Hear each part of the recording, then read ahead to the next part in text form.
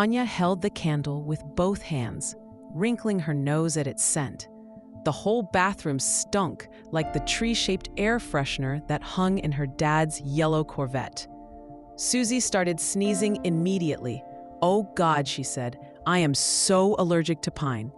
She took off the cat-eye glasses that she always wore, a gift from her great-grandmother, and pressed the heel of her hand into her left eye. "My eyes are watering already," Tanya sighed. "No one's allergies start that fast. Besides, I'm sure it ain't real pine." Tanya refocused. Susie had a way of making her lose her concentration. Blocking out her friend, she stared into the bathroom mirror, holding the flickering candle under her chin. She had to say it 13 times, "Bloody Mary, Bloody Mary, Bloody Mary," until the apparition itself appeared, a face drenched in blood, staring back at her from the mirror. Some say Mary scratches your face, leaving a permanent scar. Others say she steals your soul, and after you die, decades and decades later, you wake up in hell, the devil smiling down at you. And still others, they say Bloody Mary likes eyes. "Bloody Mary," Tanya whispered. "Bloody Mary, Bloody Mary, Bloody Mary."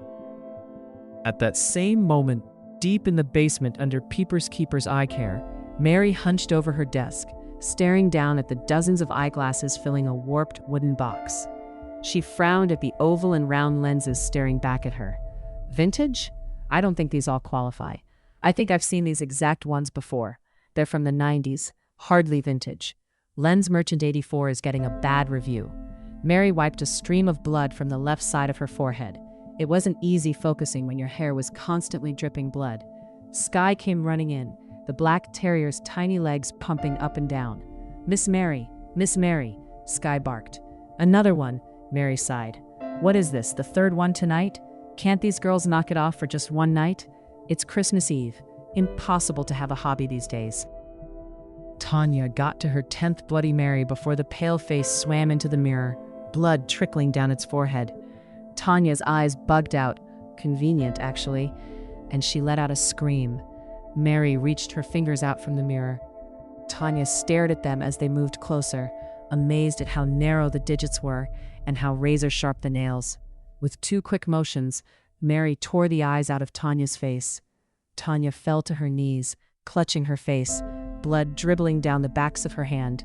Susie's screams echoed off the bathroom walls. Mary clucked her tongue. "Don't blame me. She's the one who called." Mary stopped and squinted at the cat-eye glasses Susie wore.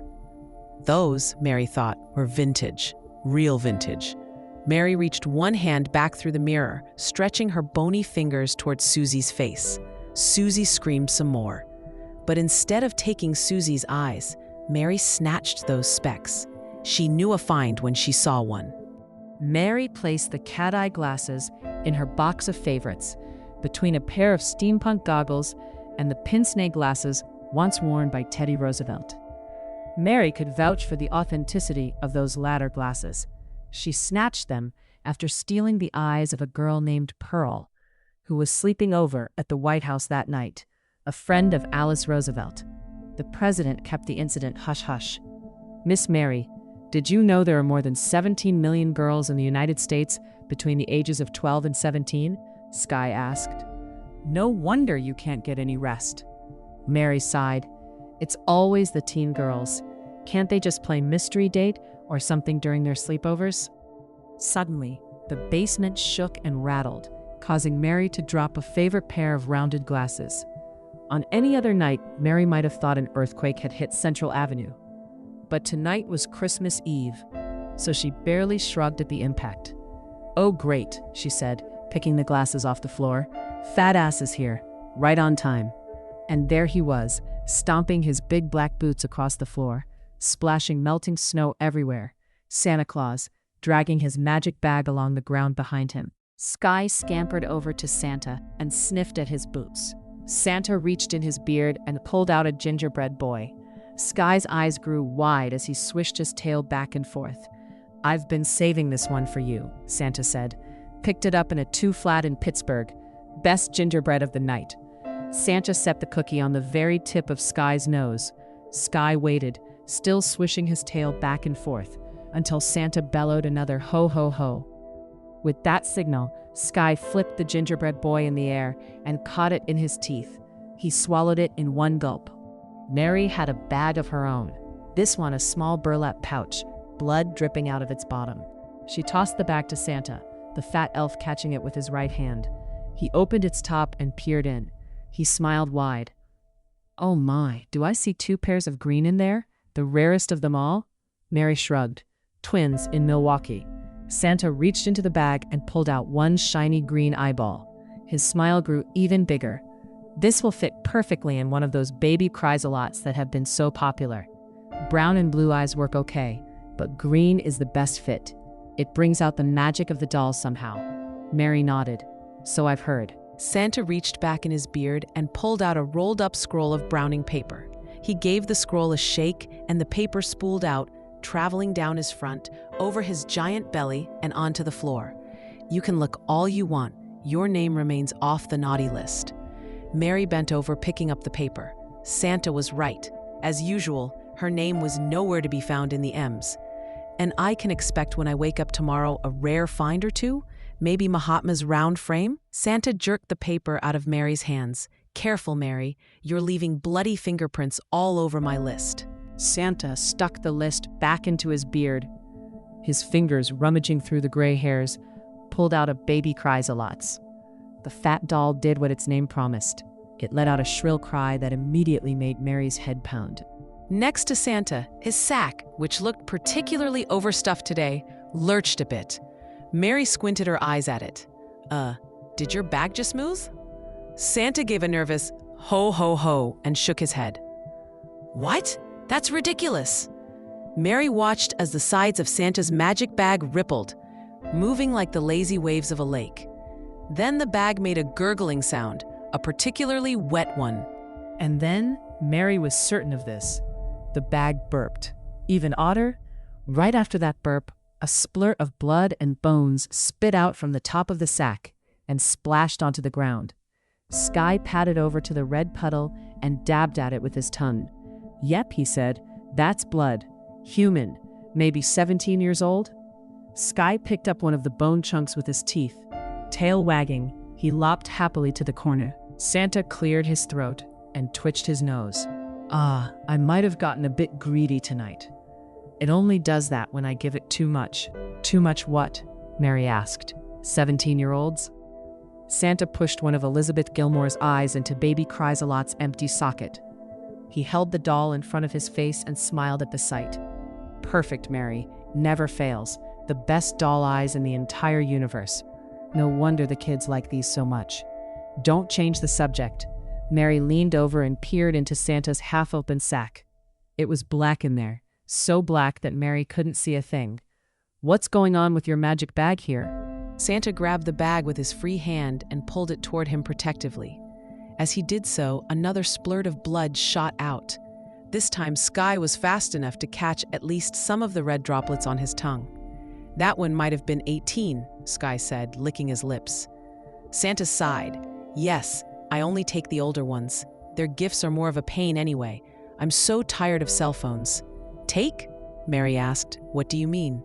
Santa plopped his butt down on the sack. Mary couldn't quite make it out, but she thought she heard a tiny sigh escape from the bag. "You know I do all my deliveries on one night, right? That's not easy when parents keep making new kids. I mean, that's a lot of toy trains and slinky toys. Here's how it goes every Christmas Eve. Santa flies over the rooftops, landing with a soft thunk atop your home. And what happens next? That depends on how many kids you have and how tired Santa happens to be that Christmas Eve. Say you have 3. Santa might slide down the chimney, gobble up whatever cookies and cakes your kids left out, and toss his presents under the tree. Then he'll tiptoe up the stairs to your kids' bedrooms. He'll pick the worst of your kids, the one who won't put his boots on even when it's raining, or the one who gives her meatloaf to the dog when you're not looking. He'll open that magic sack of his and stuff the brat inside, deep inside all that blackness.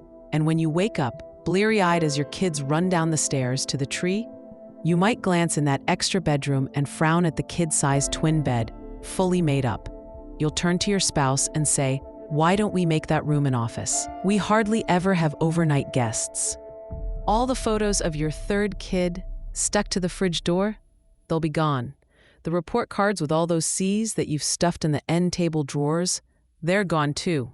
Even those boots, the ones your son never wanted to wear, they're nowhere to be seen. And you won't give it a thought. You'll sit there with your spouse, yawning into the back of your hand, smiling at your two kids tearing open their presents, and think to yourself, thank God next Christmas is a whole year away. Santa, he'll shake out his magic bag when he gets home, kicking out any yo-yos, race cars, or squirt guns that he forgot to deliver. He'll yawn and crawl into his bed smiling, dreaming of all those kids he won't have to deliver presents to next year. I have no choice, Santa said, shrugging his shoulders. People keep making new kids faster than they age out of the Christmas present bracket. I can barely get the whole thing done in one night as it is. There's a limit to what even I can do. Mary poked at the bag with her foot. The impact made a squish sound. How many can you fit in there? Does it work the same as when you're stuffing toys inside? Limitless? I like to think of myself as an environmentalist. You've heard of overpopulation, right? Just think how many more people we'd have if I didn't take these steps. 17 million, Mary said to herself. What number would be more manageable? That's the number of girls between the ages of 12 and 17 in the United States, Santa said, furrowing his brow. Why do you know that number? Mary tapped a bony finger against her chin and grinned. Sky scampered next to her and wagged his tail. Are you thinking what I think you're thinking? The dog asked.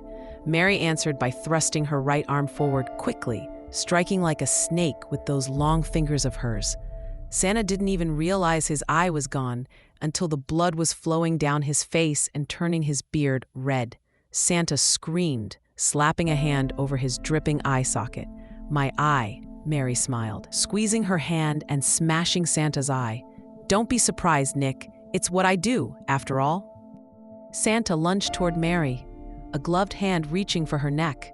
But Sky was faster, leaping in the air and snapping his jaws around Santa's own neck. His sharp teeth bit down hard, instantly severing Santa's jugular. Sky knew all about blood and all about how to generate the most of it in the least amount of time. The fat elf gagged just once before tumbling forward, landing on the floor in a heap, blood pouring out from the deep wound slashed into his neck. Mary patted Sky on the top of his head, giving the pooch a little scratch behind his ears. Sky licked her wrist with his tongue. Good boy, Mary said. You can even eat him if you want. There's a lot of meat on those bones. As Sky helped himself, Mary lifted Santa's bag, looked inside, and smiled. You know what, Sky? I think I'm going to have a lot more time for collecting. I might even be able to pry Buddy's Fayosa glasses out of Lubbock. 3 nights later, Sam Werthers fell out of his bed, landing on the floor with a thud. His daughter was screaming. Sarah, Sarah, he shouted as he rushed toward his bedroom door. Sam, his eyes blurred by sleep, tripped halfway down the front hall stairs, sliding onto his knees and crumpling down the last 3 steps. But because his daughter was screaming, Sam didn't care about that. Didn't feel the new bruises that were already rising on his knees. Instead, he ran straight toward the source of his daughter's screams, the bathroom off the downstairs hallway. When he slammed that door open and yelled out his daughter's name, Sarah didn't stop screaming. And when he looked at her face, her eyes gone and blood pouring down her cheeks, Sam started screaming too. Neither he nor Sarah, though, remembered poor Beth McAllister at all, which was weird because she had been Sarah's best friend for 8 years and had been sleeping over at the Werthers' house nearly every Saturday night for the last 5. It was almost as if Beth McAllister not only didn't exist anymore, but never had. And in the basement of Jeepers Peepers, poor Sky poked his snout deep into Santa's bag.